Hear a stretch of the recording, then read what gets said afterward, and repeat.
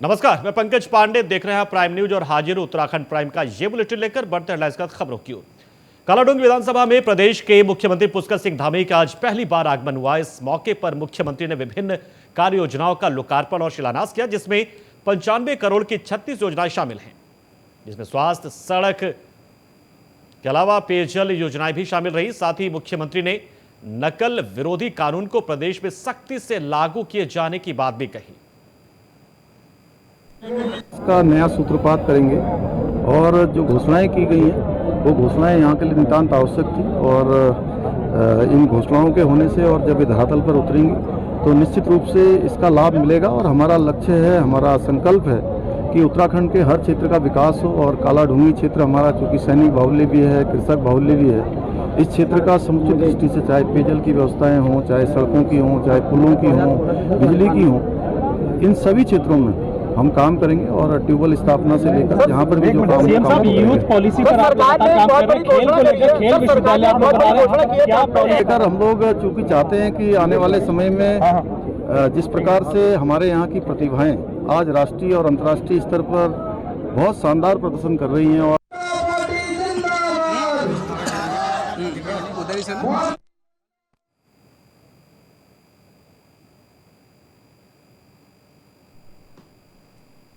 तो कालाडूंगी पहुंचे थे सीएम धामी और 95 करोड़ की योजनाओं का शिलान्यास और लोकार्पण किया और कहा कि हमारे प्रदेश में सरकार जनता के विकास के लिए संकल्पित। हालांकि उन्होंने ये बात फिर से दोहराई कि विनाश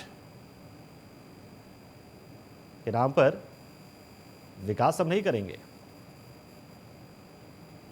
क्योंकि यही उत्तराखंड की पहचान है। प्रकृति को संरक्षित रखते हुए ही ये विकास होगा, जिसमें उत्तराखंड की भौगोलिक परिस्थितियों पर कोई असर ना पड़े, इसलिए तकनीक का पूरा इस्तेमाल करते हुए ये विकास के कार्य हो रहे हैं।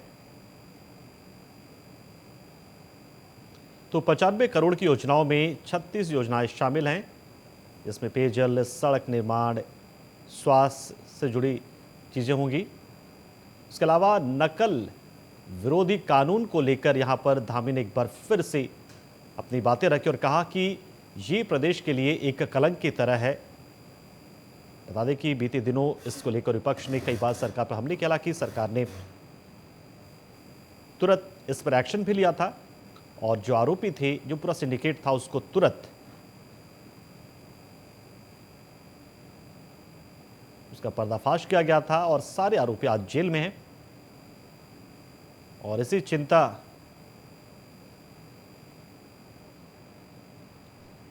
जताते हुए, इसी बात पर चिंता करते उन्होंने कहा कि हम एक कानून भी लाएंगे ताकि ऐसा सोचने या ऐसा करने वालों को 10 बार सोचना पड़े ऐसा करने से पहले।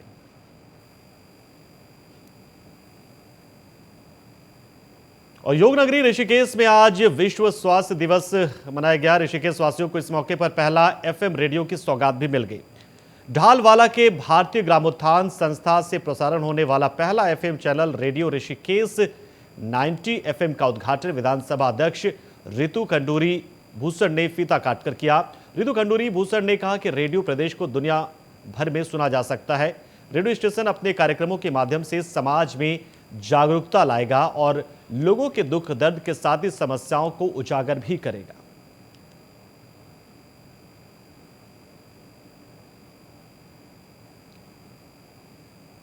रेडियो ऋषिकेश से 90 एफएम के जरिए अब लोग यहां पर स्थानीय गानों के साथ ही हर तरह की जानकारियां भी सुन पाएंगे। ये समाज में जागरूकता लाएगा। जो स्थानीय लोग होंगे, स्थानीय कारोबारी होंगे, वो अपना विज्ञापन भी इसके जरिए कर पाएंगे और बहुत ही आसानी से काम करते करते लोग इसके जरिए अपना मनोरंजन भी कर पाएंगे। उन्हें अलग से अपने मोबाइल पर या इंटरनेट पर जाकर स्थानीय गानों को नहीं सुनना पड़ेगा, स्थानीय जानकारी नहीं लेनी पड़ेगी, बल्कि इस एफएम के जरिए ही वो तमाम चीज़ें उन्हें मिलते रहेंगी। वो भी काम करते करते, वो कोई भी काम कर रहे होंगे और साथ में रेडियो बजा रहे होंगे। 90 एफएम रेडियो ऋषिकेश, उन्हें हर जानकारी मिलेगी।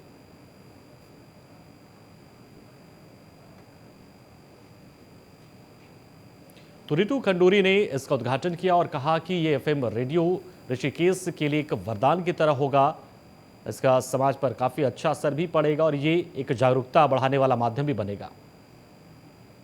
एनसीईआरटी की किताबें शिक्षा विभाग ने प्रदेश भर में जारी की, उनको छोड़कर कई स्कूल अन्य किताबें पढ़ा रहे। ऐसे में शिक्षा मंत्री ने कहा है कि अगर किसी भी अभिभावक को कोई दिक्कत है तो वो मुझे वो समस्या लिखकर बताए, क्योंकि प्रदेश भर में स्कूलों में एनसीईआरटी की किताबें लागू की गई हैं और अगर कोई स्कूल उन्हें छोड़कर अन्य किताब पर पढ़ा रहा है या किताब लेने को मजबूर कर रहा तो अभिभावक मेरे पास पहुंचे इसकी शिकायत कर सकते हैं। कार्रवाई की नहीं है। बात यह है कि जितने भी प्राइवेट स्कूल हैं, प्राइवेट स्कूलों का जो सिलेबस है वो अलग अलग बोर्डों के द्वारा संचालित होता है। कोई आईसीएसई बोर्ड के हैं, कोई उत्तराखंड बोर्ड के हैं, कोई भारतीय शिक्षा बोर्ड के हैं, कोई संस्कृत बोर्ड से हैं, कोई मदरसा बोर्ड से हैं। तो लगभग 5-6 बोर्डों के जो है हमारे यहाँ स्कूलें संचालित होते हैं। और पूरे प्रदेश में पिछली सरकार में और इस सरकार में हमने तय किया है कि किताबें जो है सबको जो है एनसीईआरटी की खरीदनी है।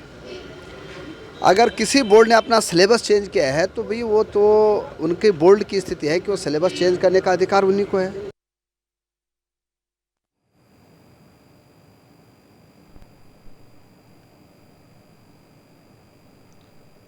तो अभिभावक स्कूल की शिकायत कर सकते हैं यदि वहां पर एनसीईआरटी किताबों की बजाय किसी दूसरे किताब को रिकमेंड किया जाता है या फिर दबाव बना जाता है कि आप एनसीईआरटी के नहीं दूसरी किताबें आप लेंगे, तो उसकी शिकायत शिक्षा विभाग से की जा सकेगी। शिक्षा मंत्री ने साफ कहा है कि ऐसी कोई भी जानकारी उन्हें होगी तो तत्काल कार्रवाई वो करवाएंगे, एक्शन लेंगे तुरंत, क्योंकि अब पूरे प्रदेश में किसी भी स्कूल में एनसीईआरटी की किताबें ही मान्य हैं।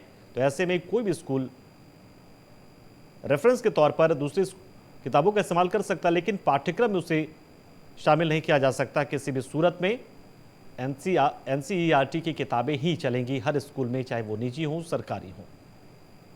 अक्सर निजी स्कूलों पर ये दबाव डालने का आरोप लगता रहा है कि वो अभिभावकों को परेशान करते हैं, वो अभिभावकों पर एक दबाव बनाते हैं कि वो किसी खास पब्लिकेशन की किताबें ही अपने बच्चों के लिए खरीदें, और ऐसे में कई बार अभिभावक मजबूरी में उन किताबों को खरीदते भी हैं। लेकिन अब प्रदेश में शिक्षा विभाग ने साफ किया है कि यहाँ पर सिर्फ एनसीईआरटी की किताबें ही चलेंगी।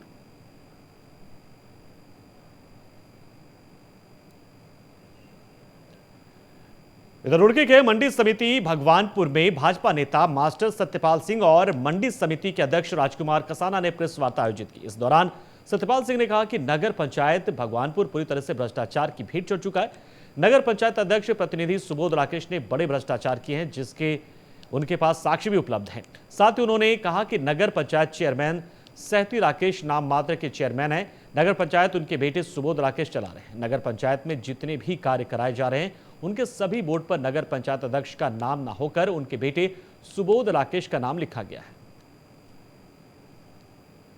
मुद्दा नगर पंचायत भगवानपुर में जो भ्रष्टाचार फैल रहा है पूरी तरह से, नगर पंचायत भगवानपुर में जो यहाँ की चेयरमैन है श्रीमती सहती देवी जी, वो नाम मात्र की चेयरमैन है। हम सभी जानते हैं, पूरी जनता जानती है। उनका बेटा सुबोध राकेश नगर पंचायत के ऑफिस में कुर्सी पर बैठता है। नगर पंचायत अध्यक्षा सहती देवी किसी मीटिंग में नहीं जाती है। और जितने भी यहाँ विकास कार्य किए जा रहे हैं नगर पंचायत के द्वारा, जो अब तक किए गए हैं, सभी विकास कार्यों के बोर्ड पर आप देख सकते हैं। उनके मेरे पास फ़ोटो भी उपलब्ध करा दूंगा आपको। उन पे सब पे विकास कार्यों के बोर्ड पे सुबोध राकेश का नाम लिखा हुआ है। हमने शासन में भी इसकी शिकायत की हुई है, शासन स्तर से इसकी जांच हो रही है और चारों तरफ भ्रष्टाचार फैला है। तो मंडी समिति में बीजेपी नेताओं ने प्रेस वार्ता करते हुए पूर्व नगर पंचायत अध्यक्ष पर कई गंभीर आरोप लगाए और कहा कि कैसे नगर पंचायत अध्यक्ष के बेटे खुद प्रतिनिधि बना दिए गए नगर पंचायत अध्यक्ष के, और उनका नाम उन तमाम योजनाओं में रहता है जिस पर शिलापट लगाए जाते हैं। इधर मुख्यमंत्री पुष्कर सिंह धामी ने आज पौड़ी जिले की चौबट्टा खार विधानसभा क्षेत्र का दौरा कर 130 करोड़ की 22 विभागीय योजनाओं का शिलान्यास और लोकार्पण किया। साथ ही सीएम ने प्रदेश में हो रहे विकास कार्यों की समीक्षा की और उसे गिनवाया भी और कहा कि नकल विरोधी कानून से प्रतियोगी परीक्षाओं में पारदर्शिता आई है। इस दौरान सतपाल महाराज ने लैंसडाउन क्षेत्र नाम बदलकर इसका नाम स्वर्गीय विपिन रावत नगर नाम रखने की मांग भी कर दी। सीएम ने कहा कि लैंसडाउन का नाम बदलने पर विचार किया जाएगा। के धरातल पर उतरने के बाद इस क्षेत्र को विकास का एक नया सोपान प्राप्त होगा और हम सब का प्रयास है, हमारी सरकार का प्रयास है, आदरणीय प्रधानमंत्री जी की सोच है कि उत्तराखंड के भी सुदूरवर्ती क्षेत्रों तक जहां जल जीवन मिशन के तहत पानी पहुंचना चाहिए, स्वास्थ्य की सुविधाएं पहुंचनी चाहिए और चिकित्सा और शिक्षा, इन दोनों को लेकर हम प्राथमिकता से काम कर रहे हैं। सड़कों के क्षेत्र में काम कर रहे हैं, पेयजल हमारी प्रमुख योजनाओं में प्राथमिकता के आधार पर है। इन सभी को धरातल पर उतारेंगे और जिन योजनाओं का आज शिलान्यास हुआ है जल्दी उनका लोकार्पण भी करेंगे। उनको लेकर हमारा स्पष्ट मत है कि जितनी भी इस प्रकार की अवैध मजारें हैं या अतिक्रमण है उनको स्वयं ही उन लोगों को हटा लेना चाहिए जिन लोगों ने इसको पीछे रहकर आगे किया है, अन्यथा प्रशासन उनको हटाएगा। और सहयोगी भगवान सिंह इस खबर पर पूरी जानकारी के लिए हमारे साथ जुड़ चुके हैं फोन लाइन पर। भगवान, क्या कुछ खास रहा इस दौरे में सीएम के, क्या क्या उन्होंने किया यहाँ पर? जी बिल्कुल, मैं आपको बता दूं, आपको जनपद पौड़ी जनपद के चौबट्टाखाल विधानसभा के क्षेत्र में आज उत्तराखंड के मुख्यमंत्री पुष्कर सिंह धामी पहुंचे हैं, जिनपे यहाँ पे इस दौरान के उन्होंने 130 करोड़ की योजनाओं का शिलान्यास किया, लोकार्पण किया। वही सीएम धामी ने 22 योजनाओं का शिलान्यास भी किया। साथ ही साथ सीएम धामी का कहना है कि यहाँ पे जो पोखरा सिमड़ी और जो जमकेश्वर समेत कई झबरेड़ा सहित जो जहाँ पे रोडों की सड़कों का जो लोकार्पण करना है, जिस तरह से किया गया है, उनको कह रहा है कि जनता को इसको लाभ मिलेगा। साथ ही साथ उन्होंने यही कहा है कि जो अतिक्रमण से लेके और मजार से लेके उन्होंने जो बयान दिया है कि यहाँ पे जो अतिक्रमण जो लोगों ने किया है वो तुरंत अपना भी हटा दे, जो सरकार कोई एक्शन ना ले।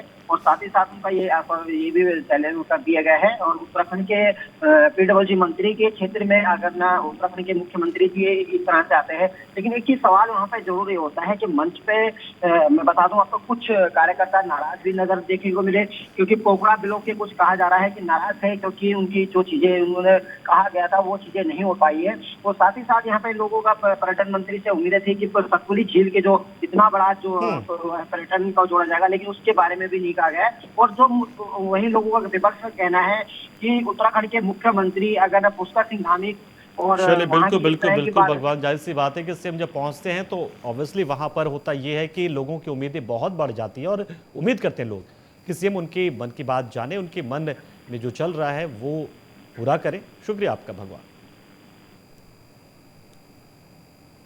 इधर भूदसाव के बाद खुशगवार मौसम के बीच जोशीमठ नगर अब सुरक्षित हो रहा है। जोशीमठ में औली मैराथन का आयोजन किया जा रहा है, जिसको लेकर औली तक नगर पालिका जोशीमठ साफ सफाई के साथ आयोजक कमेटी ने भी औली मैराथन की तैयारियां पूरी कर ली है। वहीं सीएम पुष्कर सिंह धामी भी जोशीमठ पहुंचकर औली मैराथन में प्रतिभाग करेंगे और प्रतिभागियों का हौसला अफजाई भी करेंगे।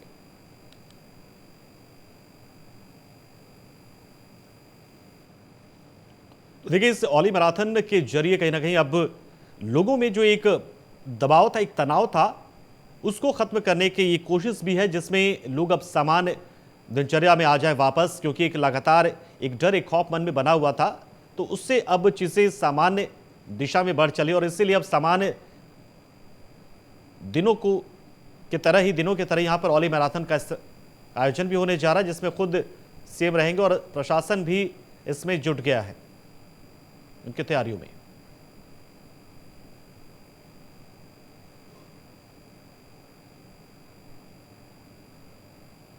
सीएम धामी मैराथन में शामिल होंगे।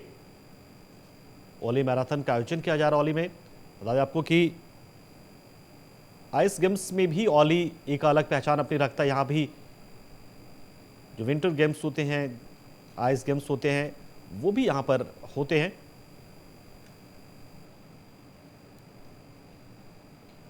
और संजय हमारे सहयोगी इस खबर पर पूरी जानकारी के लिए हमारे साथ जुड़ चुके हैं। वास्तव में संजय, ये एक बहुत बड़ा एक पल होगा या कहें कि एक बहुत अच्छी एक पहल है, जिसमें अब आम लोग अब सामान होते चले और उस ट्रॉमा से बाहर निकले, जिसमें पिछले दिनों हमने देखा था जोशीमठ में जो चीजें हुई थी। तो ये कैसे और कब होने वाला औली मैराथन? मुस्कर जी, देखिए एक सकारात्मक संदेश लेकर के ये ओली मैराथन का आयोजन जो है जोशीमठ में किया जा रहा है। और बड़ी बात ये कि सीएम पुष्कर धामी भी इसमें शरीक होंगे और एक पॉजिटिव मैसेज यहाँ से देंगे कि ओली, जोशीमठ और चारधाम की जो बद्रीनाथ यात्रा और हेमकुंड साहिब की यात्रा शुरू होने इसको लेकर सब कुछ ठीक ठाक है और किसी भी तरह के यात्रियों को यहाँ पे परेशान होने की जरूरत नहीं है। और उनका कार्यक्रम की अगर बात की जाए तो लगभग 11 बजे सीएम धामी जोशीमठ सेना के हेलीपैड में पहुंचेंगे और उसके बाद 11:20 से नरसिंह मंदिर जो मथांगन है वहाँ पे आयोजन कमेटी ने पूरी व्यवस्था की हुई है। यहाँ पे ये जो ओली मैराथन का उद्घाटन करेंगे और लगभग 1:20 तक सीएम धामी का प्रोग्राम यहाँ पे है। और इसी बीच जो यहाँ पे आपदा राहत कार्यों की जो यहाँ पे चल रहे हैं उसकी समीक्षा भी सीएम धामी ने कर ली है। और कुल मिला के ये कहा जाए कि एक कल जो है जोशीमठ जो सुबह का आखिरी नजर है, यहाँ से पॉजिटिव सकारात्मक संदेश सीएम धामी। बिल्कुल, और ऐसे आयोजन होना बहुत जरूरी है संजय, यही लोगों को उस तनाव से बाहर कर सकता है। शुक्रिया आपका हमारे साथ जुड़े आप।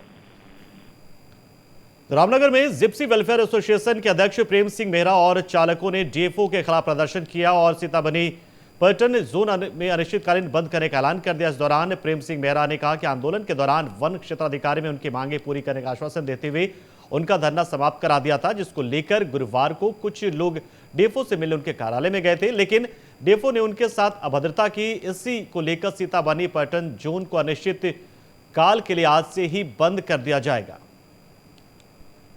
देखिए, जो सीताबनी टूरिज्म जोन में जो सफारी की गतिविधियां होती हैं उसका संचालन किया जाता है, उसमें जो हमारा सक्षम स्तर से जो स्वीकृति प्राप्त हुई है उसी के क्रम में इसका संचालन किया जा रहा है। क्योंकि अभी इनके एसोसिएशन के कुछ लोग जो प्रतिनिधि हैं वो आए थे, इनकी कुछ मांगे थी तो उस पर विचार किया गया है। और ये जो इनके कुछ इश्यूज आ रहे हैं एडवांस बुकिंग और इनको लेकर, तो जो हमारा प्रस्ताव है ऑलरेडी इसको जो सीताबनी जोन को हम जल्दी ऑनलाइन करने वाले हैं, तो उसके बाद ये समस्या स्वतः समाप्त हो जाएगी। नहीं, हम जो करा रहे हैं वो एडवांस बुकिंग करा रहे हैं ऑलरेडी, 1 दिन पहले ही 2 दिन पहले ही हम करा रहे हैं।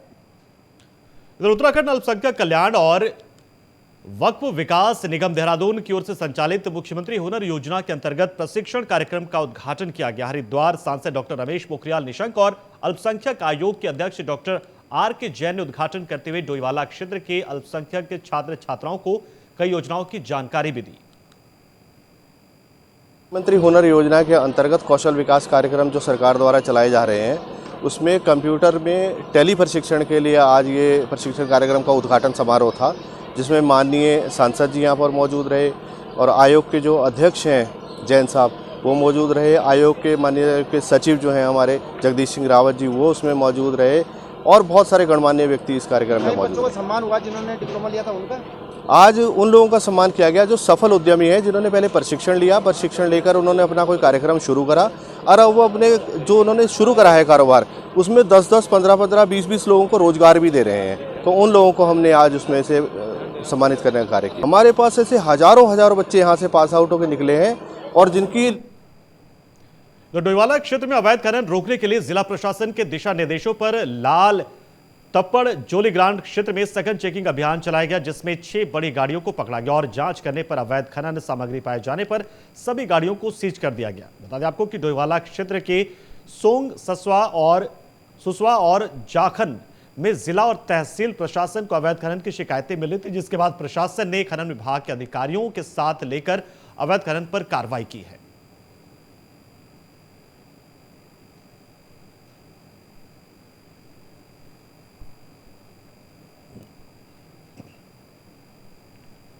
प्रदेश बीजेपी अब अपने नेताओं को सोशल मीडिया पर एक्टिव करने की कोशिश में जुटी और रेटिंग करने जा रही है उस पर। इससे पता चलेगा कि बीजेपी के विधायक और सांसद सोशल मीडिया पर कितने एक्टिव हैं, वो केंद्र और राज्य सरकार की जनहित से जुड़ी योजनाओं को सोशल मीडिया के जरिए कितना प्रसारित करते हैं और आम जनता तक कितना पहुंच रहे हैं। दरअसल भाजपा का पूरा फोकस अब सोशल मीडिया पर है, लेकिन ये बात सामने आई है कि भाजपा के बहुत से नेता सोशल मीडिया से लगभग गायब रहते हैं या फिर एक्टिव नहीं होते हैं और ना ही केंद्र और राज्य सरकार की योजनाओं को बहुत ही प्रभावी तरीके से जनता के बीच लेकर जा पाते हैं। तो ऐसे में इसके जरूर रेटिंग दी जाएगी। जो जितना एक्टिव उसे उतनी ही रेटिंग दी जाएगी। जो 5 स्टार होगा इसका मतलब है कि वो सोशल मीडिया पर एकदम बेहतर काम कर रहा है। सोशल मीडिया अब हमने नई प्लानिंग की है कि जिस प्रकार जो है हम अपने जिलों के सोशल मीडिया को देखते हैं, हम अब सभी विधायकों की रेटिंग भी करने जा रहे हैं, सभी सांसदों की रेटिंग भी करने जा रहे हैं। और रेटिंग में जो विधायक फिर पीछे रहेंगे निश्चित तौर पर उन पर सूची पहुंचेगी। और जो विधायकों का सोशल मीडिया चलाने वाले लोग हैं उनकी भी एक महत्वपूर्ण बैठक हम बहुत जल्दी करेंगे, एक कार्यशाला करेंगे, वर्कशॉप करेंगे, ताकि इस टेक्नोलॉजी के माध्यम से, सोशल मीडिया के माध्यम से उनके भी जो है क्षेत्र की जन कल्याणकारी योजनाएं आम जन तक पहुंचे, यही ध्येय हमारा। हरिद्वार राष्ट्रीय राजमार्ग पर भीषण सड़क हादसा होने की खबर है, जिसमें कार सवार व्यक्ति की मौके पर ही मौत हो गई, जबकि 2 अन्य लोग घायल हो गए हैं। सड़क दुर्घटना की जानकारी मिलते ही पुलिस घटनास्थल पर पहुंची और मामले की जांच में जुटी है। डोईवाला हरिद्वार राष्ट्रीय राजमार्ग पर यह सड़क दुर्घटना हुई है। डबल लाइन लगी हुई है और सबसे बड़ी बात यह है कि कोई इन्होंने उल्टे सीधे ट्रैक्टर लगा रखे हैं। कोई देखो पूरा रोड ब्लॉक कर रखा है। इधर गायें गन्ना खाने आती हैं, कोई बंदा गाय को बचाने के चक्कर में एक्सीडेंट होगा ही होगा, क्योंकि हर रोज भाई कोई ना कोई घटना होती है यहाँ पर।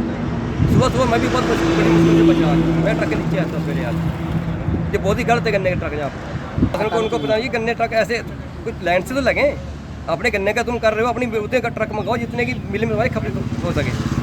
ये नहीं कि अपने गन्ने इतने मंगा लिए रोड पे खड़े पूरी 24 घंटे 36 घंटे ट्रैक्टर यहाँ पर खड़े हैं। और उत्तराखंड प्राइम के इस बुलेटिन में आज इतना ही, लेकिन खबरों का सिलसिला प्राइम न्यूज पर लगातार जारी, तो आप बने रहिए हमारे साथ। नमस्कार।